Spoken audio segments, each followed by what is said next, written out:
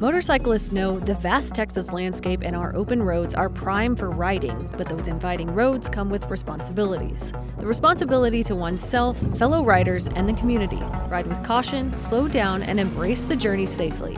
Nearly half of motorcycle fatalities occur in rural areas, but the majority of deaths happen within urban areas on highways and city streets. On average, one motorcyclist dies in a crash on Texas roads every day. In 2023, nearly 600 riders lost their lives and almost 2,500 were seriously injured in crashes. More than half of fatal motorcycle crashes are the result of collisions with other vehicles.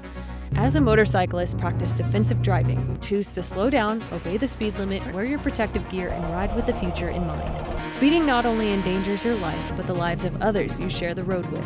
It's a risk never worth taking. Make our roads safer for everyone. Remember, the life you save could be your own. Ride safe, ride smart, Plano.